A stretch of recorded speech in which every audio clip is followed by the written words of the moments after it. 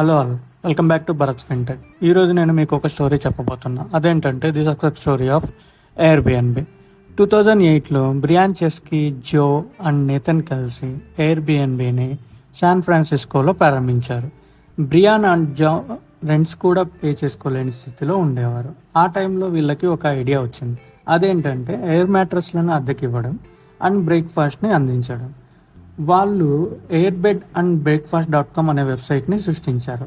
అలానే వాళ్ళ first guest ఎవరైతే ఉన్నారో వారు ఎవరంటే ఉటా నుండి వచ్చిన ఒకతను, ఇండియా నుంచి వచ్చిన ఒకతను అండ్ బాస్టన్ నుంచి వచ్చిన ఒక ఆవిడకి వీళ్ళు ఆతిథ్యం వహించారు. ఇనిషియల్ స్టేజ్లో వాళ్ళు చాలానే రిజెక్షన్స్ ఫేస్ చేశారు అండ్ వాళ్ళకి ఫండింగ్ కూడా దొరకలేదు. వాళ్ళు ఆ టైంలో సెరల్ బాక్సెస్ అమ్మేవారి డబ్బు సంపాదించేవారు. ఆ తర్వాత వై కాంబినేటర్లో చేరాక పాల్ గ్రహం సపోర్ట్తో థింగ్స్ చాలానే మారాయి. వాళ్ళ వెబ్సైట్ని యూజర్ ఫ్రెండ్లీగా రీడిజైన్ చేశారు. ఎయిర్బిఎన్బి ఒక చిన్న ఐడియాతో వచ్చి ఇప్పుడు అందనంత ఎత్తుకు ఎదిగారు. 75 బిలియన్ వాల్యూతో మోర్ దాన్ 220 కంట్రీస్లో వాళ్ళు సర్వీసెస్ ప్రొవైడ్ చేస్తున్నారు.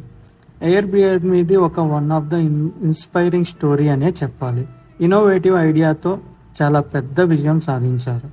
వీళ్ళు 2016లో ఇండియాలో ఎయిర్బిఎన్బిని లాంచ్ చేశారు అండ్ అకామిడేషన్స్ ప్రొవైడ్ చేసే ప్లాట్ఫామ్స్లో Airbnb one of the fastest growing అనే చెప్పాలి. ఇది వీళ్ళ సక్సెస్ స్టోరీ.